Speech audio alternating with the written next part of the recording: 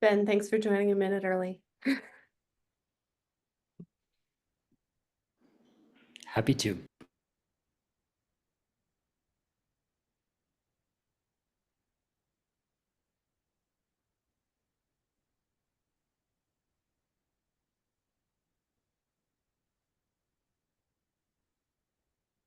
Folks, we'll get started in just a few minutes. We'll let everybody get logged in and settled, and then we'll get started shortly after the 12 o'clock hour. We'll just give everybody a minute or two.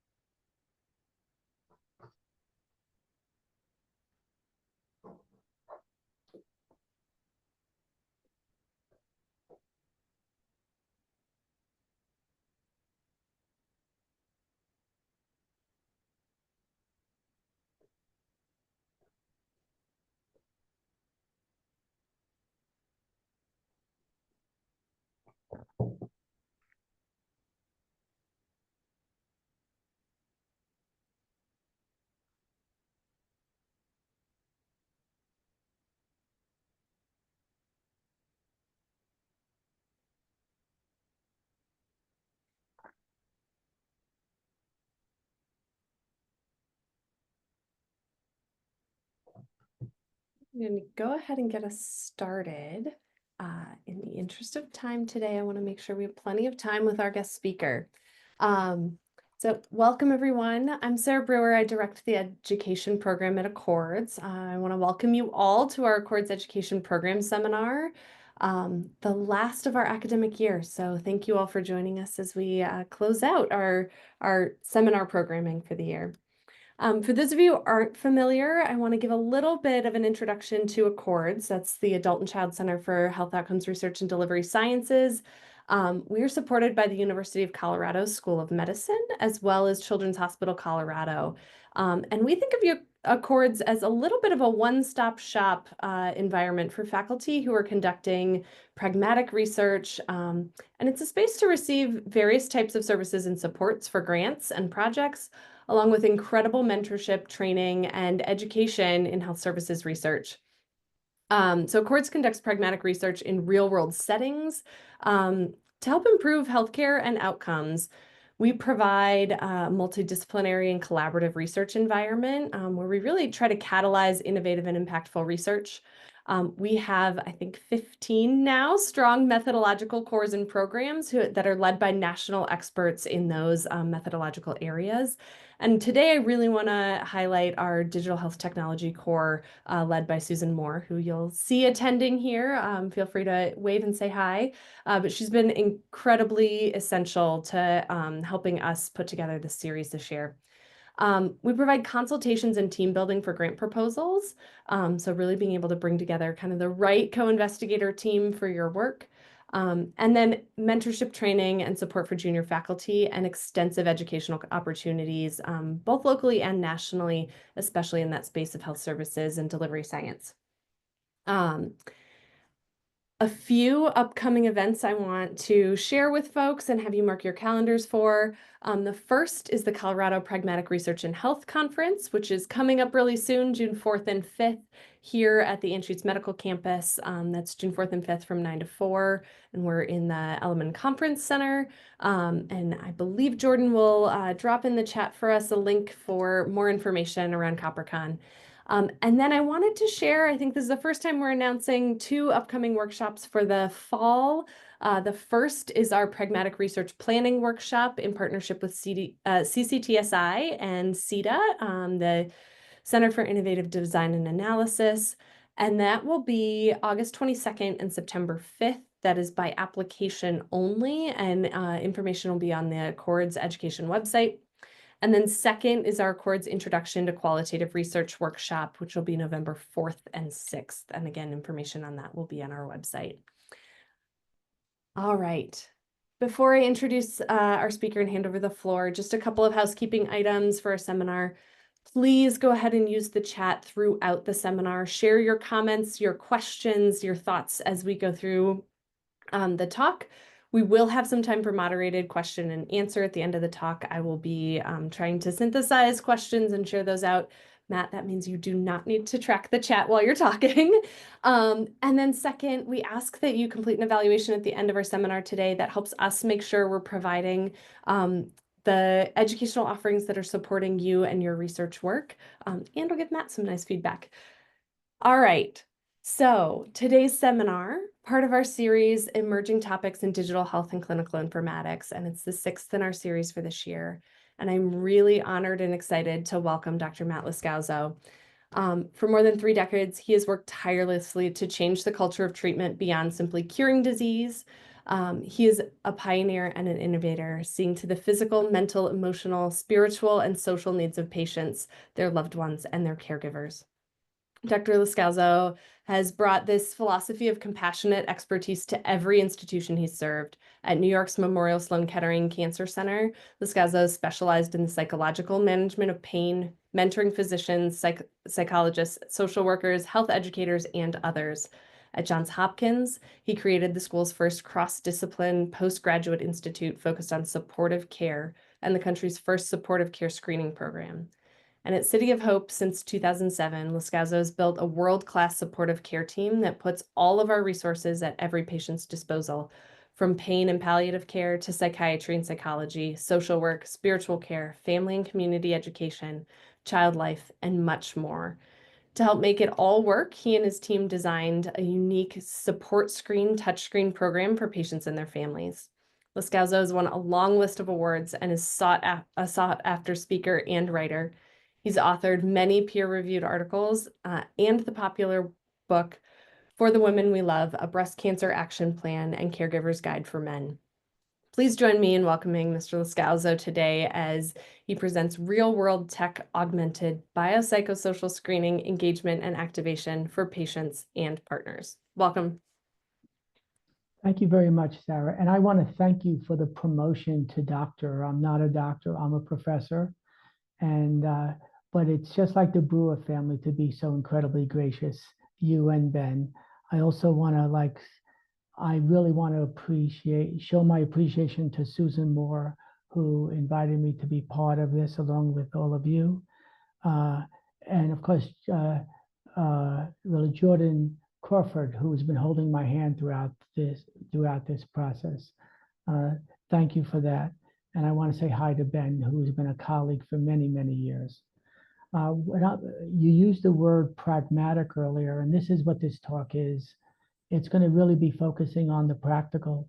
And when I say there's nothing that we will report today or share today that could have been done without technology, I think you're going to see how integrated it is into each program from day one to make these programs work.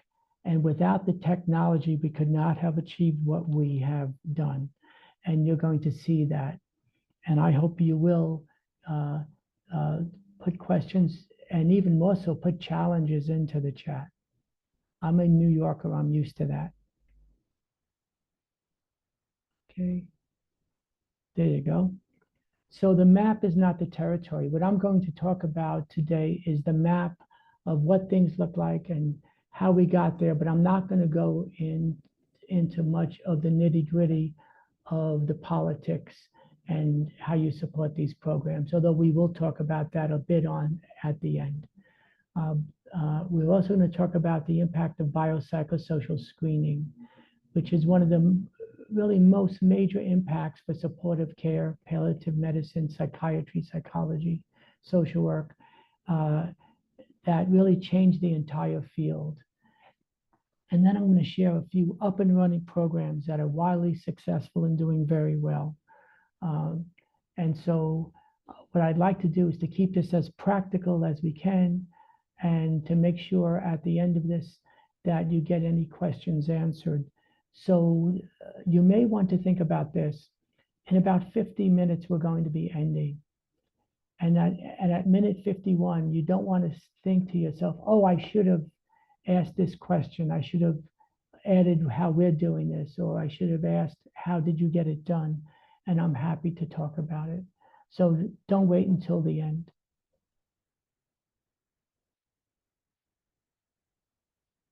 There's a little lag here, which suits my personality. We're going to start off with a poll, of course, because you matter. Overall, how helpful do you see emerging technologies beyond billing and documentation? Everything from extremely to other goes into the chat.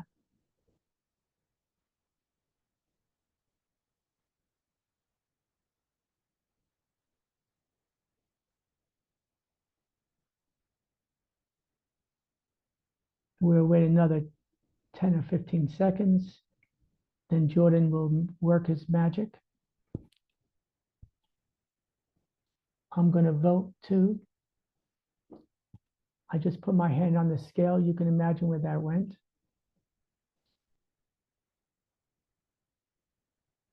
Okay. Okay, extremely helpful, very helpful, somewhat helpful. Okay, well, this is the first time that someone hasn't said a hindrance to my work. I think it's hard to imagine the world or healthcare without technology. And we've been using technology for a very long time.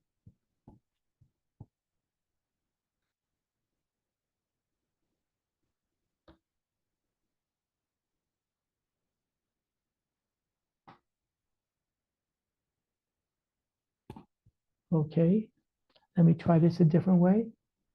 We're going to get there no matter what.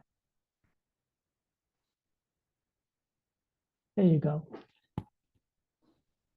People used to make fun of cars when they were early on. They were smelly, stinky, noisy, and they broke down a lot. But today in the world, there are 1.4 billion automobiles up and running, and very few people would think about going back. Can you put in the chat if you rode a horse into work today? I just want to see how many people are still fighting this. So here are some take-home messages. Tech is not futuristic. Healthcare is just so darn far behind, it feels that way. Tech has the ability to tailor and more humanize medical care in ways that it never has. It also has the ability to make the quality of medical care much, much greater. Tech can do a lot more than just document and bill. It could do more than what Epic focuses on. It also has the potential to increase inequities, and we have to be careful about this. Because can you imagine living in this world today without a smartphone?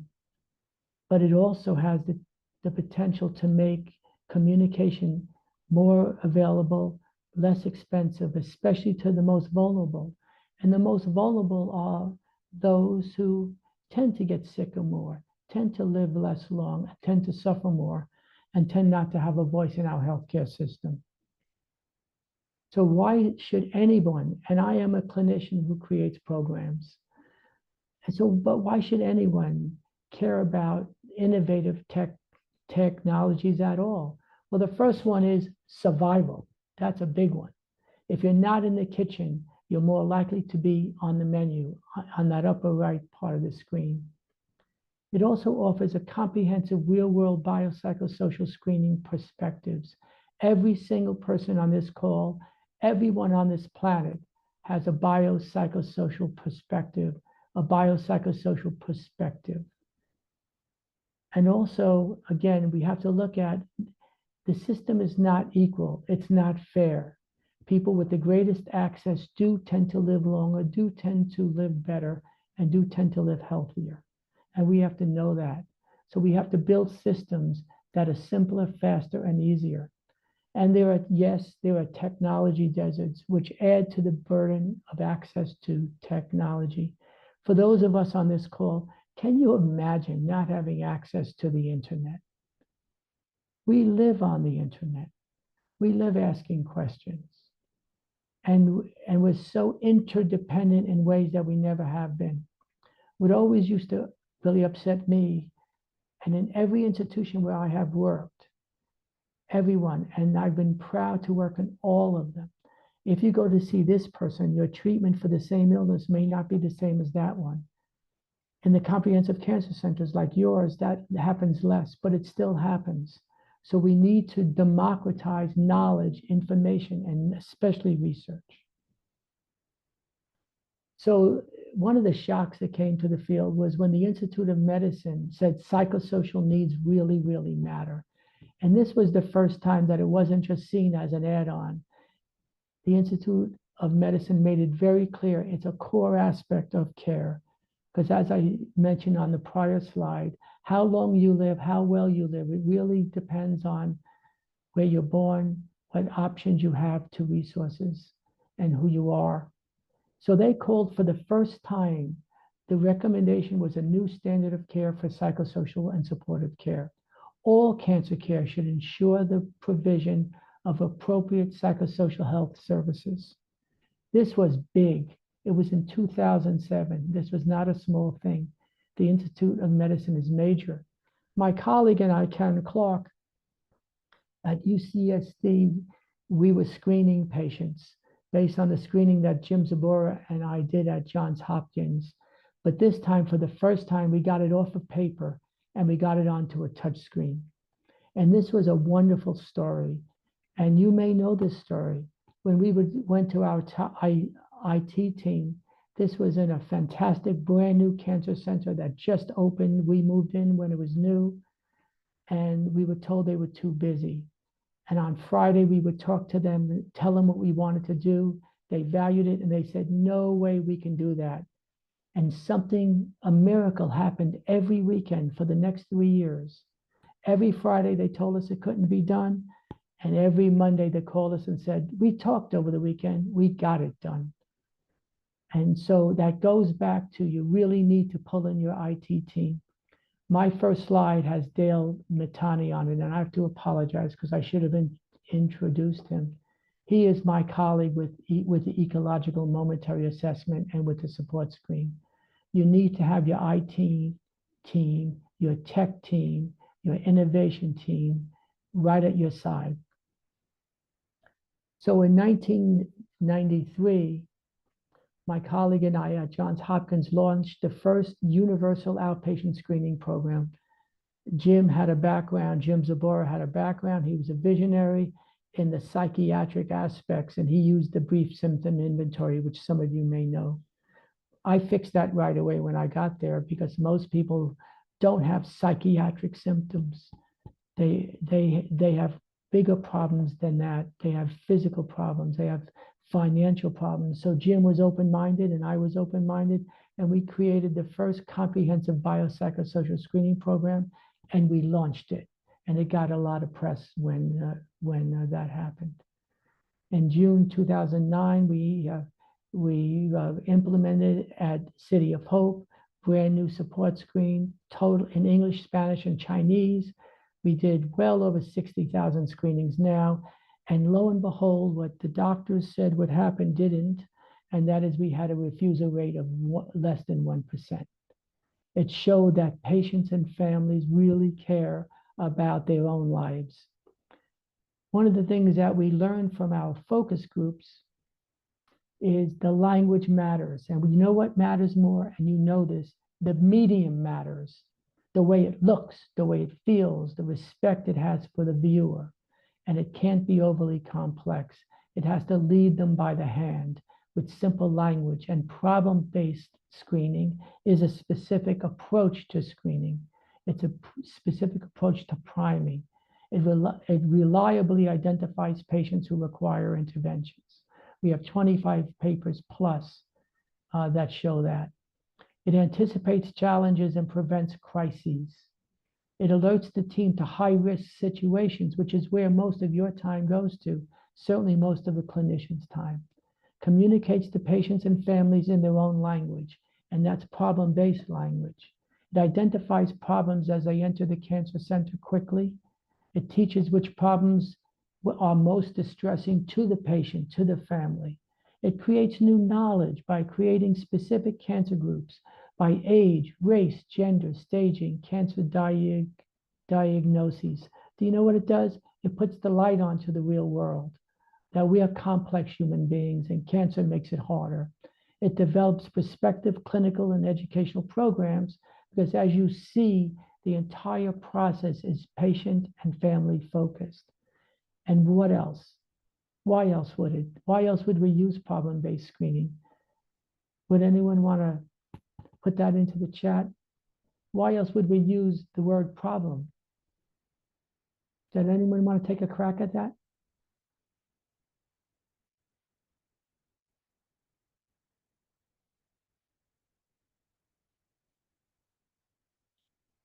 Jordan, are you saying anything? Olivia says it helps encourage patients' understanding of their own experiences. Olivia, you nailed it. You nailed it. The example that I use is and we got this from the focus group, not from the professionals, not from me. We got it from meeting with patients and families. And they told us this: if my car is dirty, that's an issue. But if I get a blowout on the highway, that's a problem. And a problem is different than an issue. An issue may be uncomfortable, but you live with it. A problem is something you have to deal with. And that's priming language. Because like Olivia said, we have spent our lives as individuals solving problems. And that's what people do. We're problem solvers. Thank you, Olivia. So what is support screen? Well, it identifies biopsychosocial distress, but does a lot more. It also asks the person how they want the help. So it offers help, and I'll share with you how that happens. It tailors and modifies screening specific to different clinics. I'll show you some of those. And it addresses different patient needs. It also informs the healthcare team what the patient is struggling with and who is covering that problem. Is it the nurse? Is it the physician? Is it the mental health team? And it saves money. We've proven that. It saves money by identifying high-risk patients for unnecessary admissions, extended stays, and especially coming to the emergency room, urgent care, which is what we have. But it also we proved through Accenture, an external group, it kept patients out of the intensive care unit, and fewer patients died there. They were more with their loved ones. And that really matters. We also have the capacity to provide real-time patient and family education information. It's all automated for a change. There's no going to ask someone to find information. It's already on there because we have 50,000 screens. We know what people want. And Ben Brewer, who is going to really like what the most common problem is, because it's going to keep him working. And it also prints out, as you see on the right side of the screen, it also prints out who gets what information and who's going to take what action. It's a summary report that's color-coded, so you go to what your color is. Here, go back. I have an uncontrollable finger. This is what a patient sees. The medium matters. The medium matters. Everything you see on this screen came up with focus groups of patients and families. It would have been very different if it was by professionals. but we were determined to make this patient and family focused. You and your family in City of Hope are a team. That's an example of priming. We're saying to them, we're going to work together. For most people, that goes right by them. It may be less than conscious, but we believe it's powerful to let them know that we're a team. How much of a problem is this for you? It's not a problem, all the way to very severe problem. And of course, there are numbers behind all of these. And there's prefer not to answer and do not know. Those two are almost never chosen. And then it goes beyond this, saying we're a team. How do you personally want to work with us on this problem of sleeping?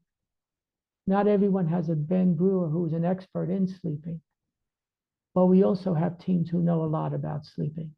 And how can you be in a cancer center, or how can you be on the planet when the number one symptom internationally is insomnia and problem sleeping? Well, and that's in both genders. How can we best work with you on these problems? Provide written information, it comes out right away. Talk with a member of the team, written information, and talk with a member of the team. Nothing needed at this time. So as you see, the medium really matters. It gives people a sense of, we know you, we see you, but this is how you're going to interact with us as a team solving problems, not just asking how upset you are. So this is a strengths-based approach to working with patients and families. And even with all the slides you just seen, we could not have done this without our tech team. So you want to know, so here is over 20,000 of the first patients told us sleeping is their number one concern and problem. And are you shocked that if you're having problems sleeping, fatigue is number two? Side effects of treatment, talking with the doctor, finances, money is so grossly minimized in terms of a problem. It's a huge problem. Worrying about the future, pain, feeling anxious. That's a third. That's what we found at Hopkins, about a third. That's more like a quarter, but here we found about a third. That's always around the same number. And that's also gender differences there, and there are also cultural differences there. Walking, climbing stairs really matters, and losing control of what matters to me. So it gives you a sense, a picture of what a patient tells us. And these are the different clinics that we've used our automation, because it's so flexible that you could change the questions. We send you the template, you change the questions, and we've done marijuana studies, we've done pain studies, psychiatric studies, family meeting summaries. You can do this. So this is what made us happy. And this is why it mattered at UCSD when we did the touchscreen, the first touchscreen in the country to be licensed. When we worked together, we took the time up front to work with our tech team. They were on board from day one, like at City of Hope. And this is what happens when you pull in patients and families before you even bring the questions out to test them. 93% of patients and partners responded no. They didn't find any of the questions upsetting. That's amazing to think about it when you see the sorts of questions, one of the type questions that we asked them, which relates to end of life, of course. 7% of the positive responses, which is free text. You have to be motivated to write free text. And what upsetting them most, as you can imagine, was chemotherapy, end of life, treatment side effects, and miscellaneous money, insurance, impact on spouse, and emotions. And that 7% is probably who we see most of, because these are the folks who really have a specific focus on what they need help with. And we get to know this in real time before they even get to us. So here's an important piece for people who question the impact of technology and screening, because it's all in one, really. Support screen is on the left. Look at the average length of stay for those patients who received support screen early on, 6.9 days. Those who didn't, 12.4 days, double. And what impacted us, and why I'm going to share some of this data with you today about the couples program, We were blown out of the water when Accenture, who we paid a lot of money to do this study, when they came back to us and said, hey, we looked at your programs and there's this couples program. Do you realize that it's a third? They stay, their length of stay is about a third of what it is for the rest of your population. Now, these were small numbers, but they were very powerful.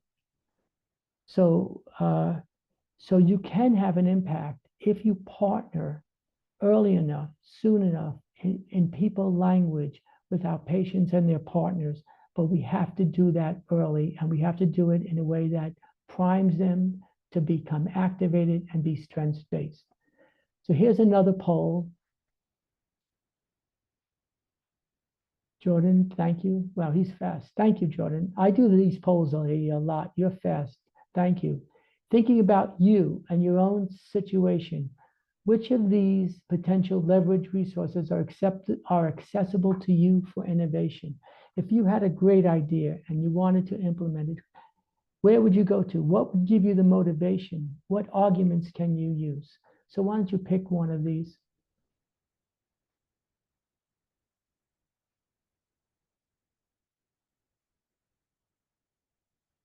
And we'll wait about another 10 seconds. Thank you, Jordan, for keeping us straight. Okay, and I'm gonna be one of the last voters.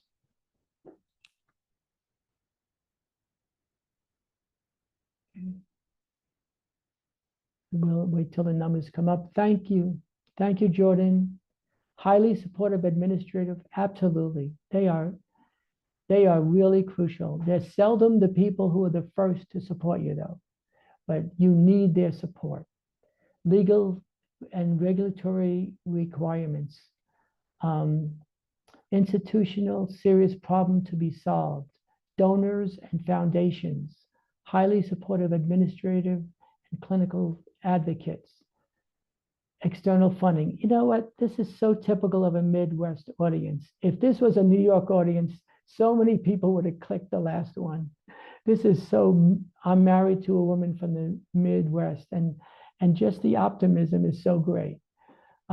Usually people say none or nothing to be done, and it's usually like 2 or 3 people. So thank you for having the courage to have hope. These all matter. But let me share with you one of the biggest motivators we have had for all of our programs have been donors and or foundations. Because if you take a donor's money, you have to do it. You have to do what you say. And we use donors' money for all of these projects because we raise money. And people are very motivated by technology now. And you'd be amazed how few donors are approached to come up to support a new idea.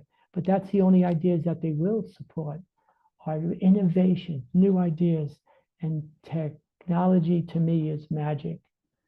We can close the poll. I think I have to close the poll. You have to close. Thank you. Are there any questions, or have I upset anyone, or 5 minutes after this is over, would you want to have to say, let me tell that turkey what it's really like? We had a couple of others on this poll. Hey. I pointed out our M Health Lab and our Digital Tech Core because I think they are folks I would go to with my innovative ideas, especially Susan. And then Michelle also shared community buy-in as another leverage resource for getting new innovations up and running. Fantastic. And as you think of this, as we go on in the short period of time that we have left, feel free to add more into the chat, more ideas or more ways so we all benefit from this, because I'm going to change this slide now because of what you just told me and make it better.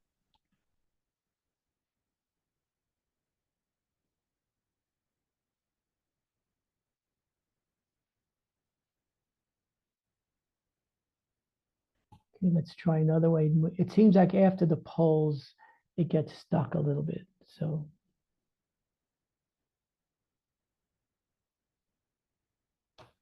there you go. So we had we put support screen on an iPad and a computer, and it needed a human being to run it. And about 20 years ago, there was a survey in Michigan using an ecological momentary assessment. This is about 20 years ago, and it hooked me. And the question was, uh, what is your mood like right now? And the ecological momentary assessment, about every hour or two, would ask a cohort of patients and their family members, how happy are you now? That's all that it would ask. And of course, it was time. No one had to send it. It was automatic, and I was on fire about it. And I always wanted to do an ecological momentary assessment because of the power of it. And of course, you could put it on a cell phone. And at that point, support screen couldn't be on a cell phone except through a link. So, okay, here we go.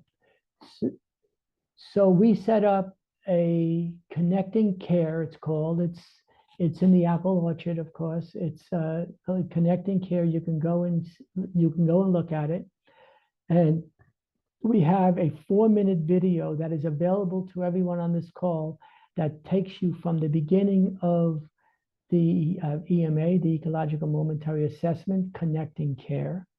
And you're going to see it looks a little bit like support screen, but I think it's much, much better. And how much of what your healthcare team recommended for pain are you doing now? Of course, that's the response to if someone says, I have pain, when we send them the EMA in the middle of the day, at the end of the day, at the beginning of the day, however we program it in English and in Spanish, and it's being worked into Chinese now. It's highly interactive. And what we love about it is that on the front page, we could put the picture of your dog, your child, your partner, something that motivates you, something that instills a sense of, I want to be hopeful, I want to move forward, and to be able to answer difficult questions. So because we would rather communicate on this rather than spending 4 minutes on a video, the video is yours, you're going to be able to see it. And the response to the EMA has been very powerful. Now, why the evolution to EMA, or what we call EMA Connecting Care? It's the ability to pre-schedule interactions 24/7. We couldn't do that in the past. You needed a human. Availability, ease of use of cell phones and tablets, sends reminders when screenings are available using emails, text messages, or push notifications. We could personalize it by putting little bits of the video of a child or of a friend or of a pet, and to encourage the subjects to complete screening. Patients get tired. Partners of patients get tired. We are competing for their invaluable space, and uses login credentials to enhance security.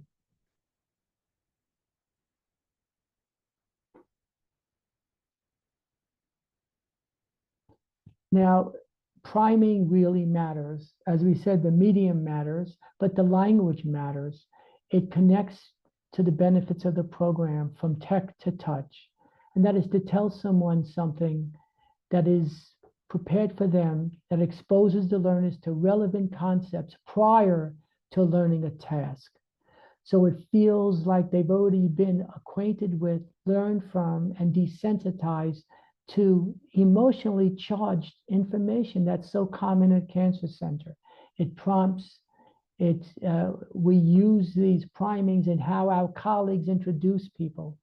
So if we're introducing the psychologist, we have language that we have developed together with the psychologist. If it's the navigator, it's the nurse, it's the physician, it's great that you're going to be meeting with her. She's a real expert on helping couples to work together as a team. That's a prime. So when they meet with that person, they have expectations, and unconsciously they've been processing it. Because this is an emotionally charged content, as you know. And I'm going to prove it in a second how it works.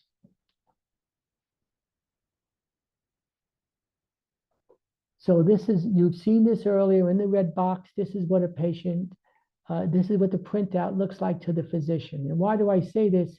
Because the physician needs to know we've already gotten them primed.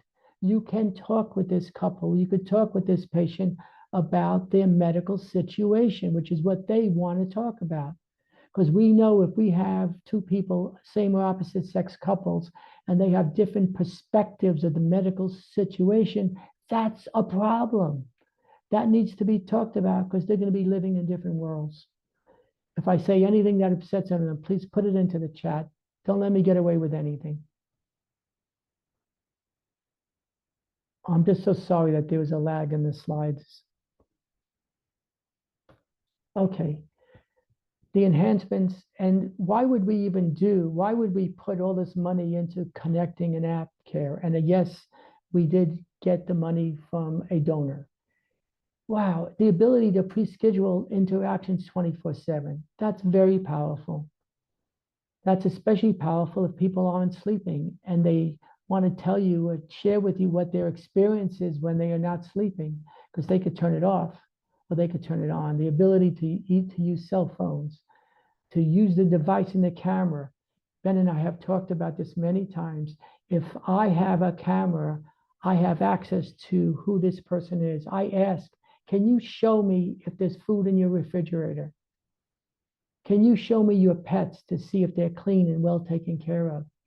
Can you take me for a tour of your house?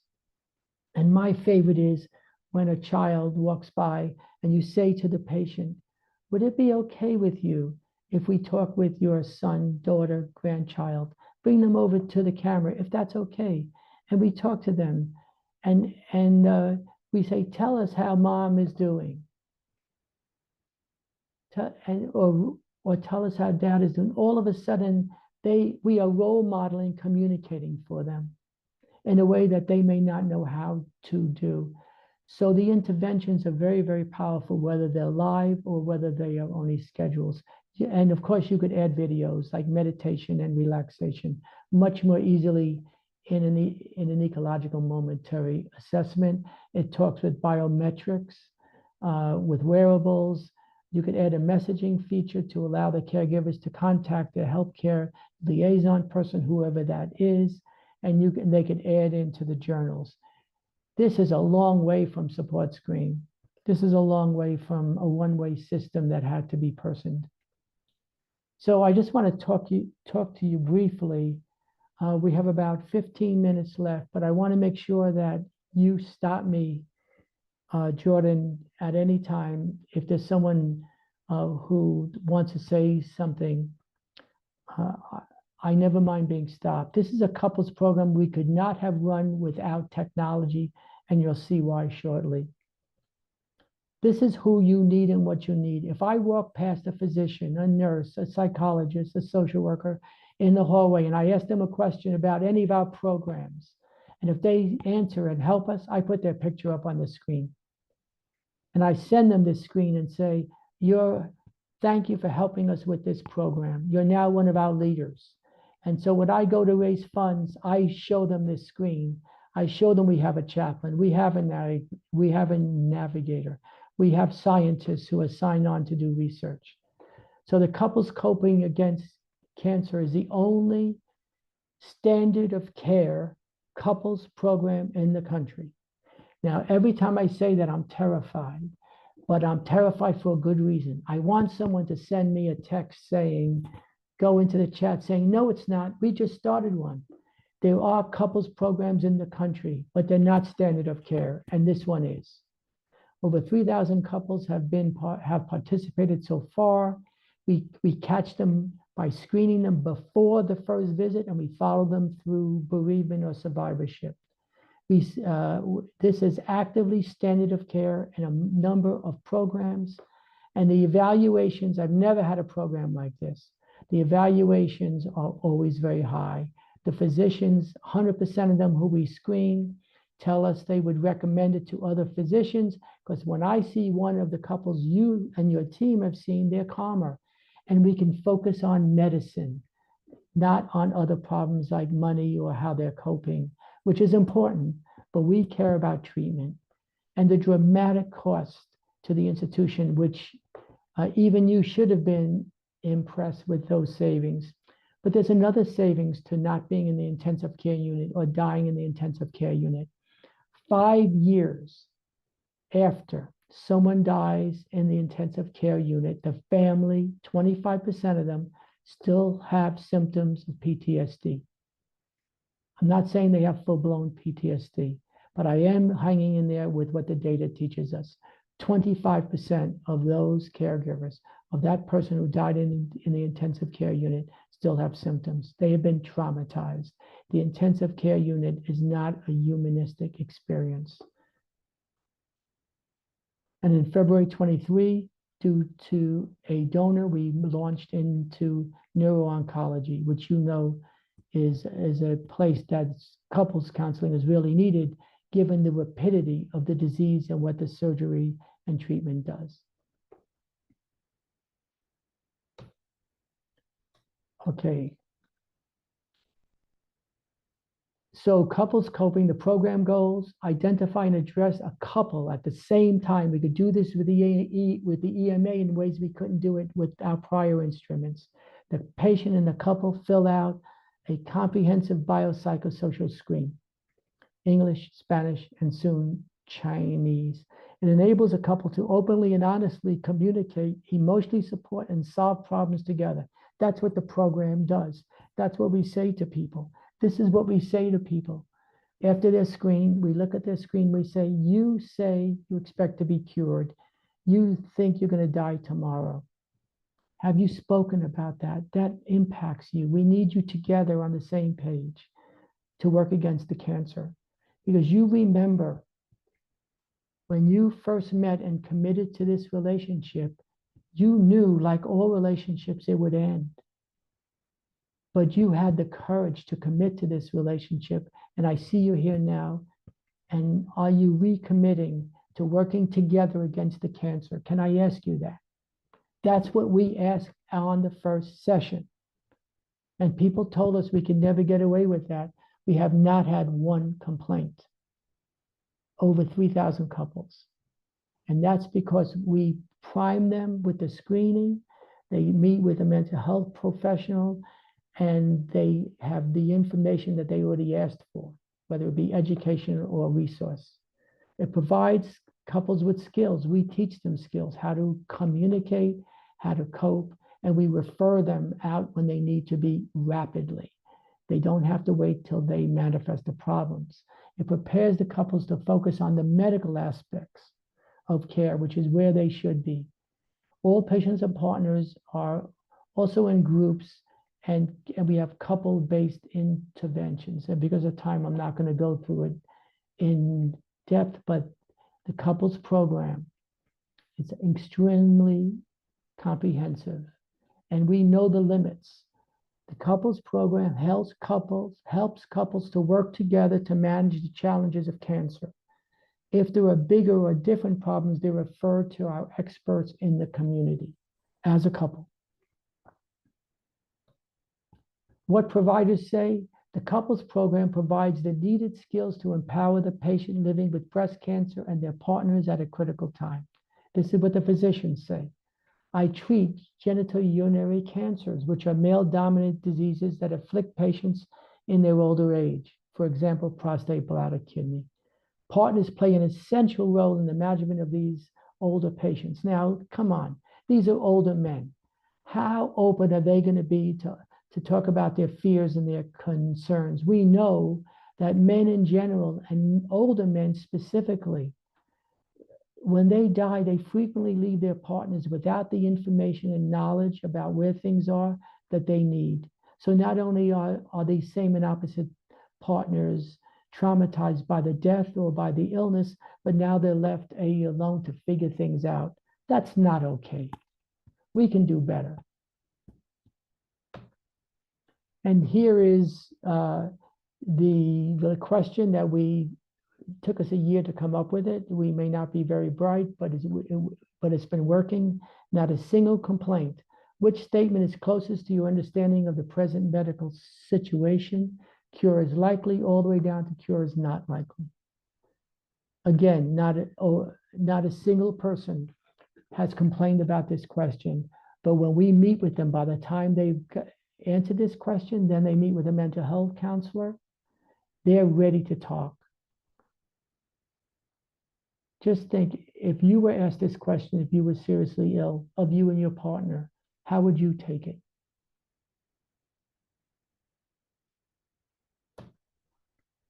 So why care about the medical situation? Because perceptions are powerful drivers of biopsychosocial responses. Sharing perceptions are emotionally charged and confusing. Unrealistic expectations can be frustrating and distort the relationship between the couple and the healthcare team. Misalignments have been shown to result in poor quality of care. We cannot do this work without technology. We cannot do this on paper and pencil. It changes everything. The medium really matters. And it's essential for realistic decision making. Discordance in prognosis perceptions has been shown to induce anxiety, depression, caregiver burden, impede patient communication, and undermine adaptive dyadic coping and relational satisfaction. What are the benefits? Use of time and relationships is strengths-based. No one has time to waste. If you're totally healthy, you don't have time to waste either. It's not just people my age that should be caring about time. The clock is ticking for all of us. The ability to cognitively and emotionally integrate the illness in real time, create an environment of facts and emotional honesty. If you want to have a healthy relationship with the same opposite sex partner, you need both. You need to have facts and emotional honesty. Emotional honesty, attention, and a sense of presence and commitment is what makes relationships healthy. Just being with someone for 30 years doesn't. Recognition of patient and partner understandings, greater likelihood of the benefits. So illness is an opportunity, though a dangerous one. It takes away part of your life, but in doing so, it gives you the opportunity to choose the life you will lead. Taking responsibility, that's what that is, as opposed to living out the one you have simply accumulated over the years. So I just want to shift gears to look at what are some of the barriers that people like me run up against to get people like you to work with us. And that is, you're expensive. You're often overworked and understaffed. It's high turnover. So for us to get past this precipice, we've got to be really smart and figure out how to engage you, how to engage your bosses, how to engage the institutional resources. And one of the ways to do that is to link to where in your institution the resources and the power lies. What are the values of your institution? What would bring the benefits to them, and what are the positive outcomes? And you need to make this crystal clear with everyone with whom you speak. You need to think about how you engage your administrative and clinical leaders, and remember, what they value may not be what you value. You can never go wrong by bringing up money. To engage the highest institutional leaders, you may need to avoid your mid-level managers. I'm sorry, because they're so involved with the hard work of running the institution. You may need to be with those people who have more of a vision, and often they are higher up. And that's why at different meetings, you need to be ready to speak up about what your vision is and what you want to accomplish for the institution first, for your department, for patients and families, and for you. But it's got to be the higher up, the more institutional the vision's got to be. And you want to think about funding the program through research, training, innovation, industry, and community partnerships. And also, what is missing? Donors. Think about donors. They love innovation. So if you want to avoid the crash, have tech support there from the launch, or else you can't do it. And I'm going to end with this slide. And this is, if we are lucky, our response team is also our tech innovation team. Thank you very much. Thank you so much, Matt. This is really an incredible journey of work here. I'm going to pull out a couple of the questions we have in the chat. Olivia asked around the couples program, what couples value most in the providers who are supporting them in that program? Well, that's okay. So I don't know if you're allowed to get an A+ on this thing. What the most motivating thing is the couples saying to us, nobody anywhere has ever even, we've been to 3 other cancer centers, we've been to 1 other place. No one even thought of us as a couple. No one ever realized that when we go home, we have this challenge, this Sisyphean task to deal with. And what they thank us. I remember one couple who they came in and we spoke to them and they said, you really need to stop. You have to stop. We have to get down on our knees and pray to thank God for bringing you to us. And we got down on our knees and we prayed with them, of course. So we had this other person tell us, I'm so glad that we did this. And we say, why? And she says, I just want to tell you, I'm so glad that we did this. And I said, okay. And her husband left and she said, if I would have had this, I'd still be married to my first husband.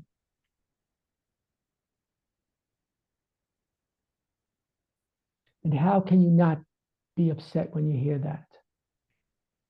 We ignore that we are part of social systems for millions of years.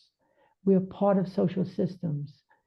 And so when we disconnect from our primary support system, we are grossly undermining the ability of the patient to cope and to manage and to be creative. And for those patients who don't have a couple at City of Hope, we do have an uncoupled program as well. I don't know if that answered what was asked, but if I go off the reservation, just bring me back. I see nodding from our question asker. Michelle also asked if you could talk a little bit about how the technology's changed or would change when working with communities, rural communities, Spanish-speaking only communities, LGBTQ communities, and basically thinking about populations experiencing more oppressive systems. How does the technology shift or intentionally focus on unique needs, and how successful the technology has been implemented with the medical team is not a part of those same communities, and some of the feedback you've received? Okay, well, I think that's an easy one. The question is hard, but the answer is easy.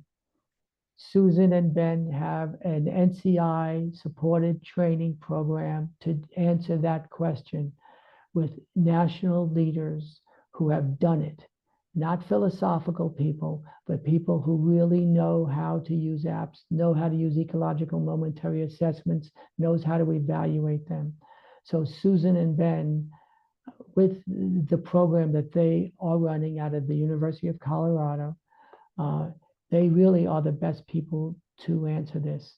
But I will say it's what underserved need most.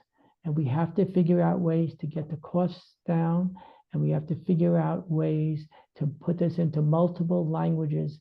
And I don't mean languages spoken, but I mean languages that are spiritual, languages that are psychological, that make sense to ordinary people. Because when the professionals do it, people like me, we don't get it right. That may sound harsh, but if Ben or Susan want to hop in, that's fine with me. I think part of what I heard, Matt, is also partnering with patients, right? You get the language right by having the right people at the table. Ben or Susan, did you want to say anything additional? I see that Ben put the link to the training in chat for anybody who's interested in that. I would echo everything Matt just said and also add that it is a technology development like this is not a one and done. You have to make changes, you have to adapt, you have to continue incorporating the voices and the feedback that comes from people from diverse communities as well as newly identified needs. Well, I want to thank everyone for being here today. Matt, I'd especially love to thank you for sharing couple decades worth of work and all of the amazing impacts that it has had in your clinics, and some of the strategies that you use to get there. So I really appreciate you coming to share with all of us today. And I want to thank everybody who came to learn, and hopefully take some of these pieces back to your own clinical and research work, to help improve your patients' care. So thank you all so much for being here today. I really appreciate you. And Jordan did share our evaluation link in the chat. If you wouldn't mind taking about a minute and a half, we'd love your input and feedback that way. Thank you all so much. And watch the video. Watch the video of the EMA. It's fantastic. All right. Thank you, everyone. Have a great afternoon.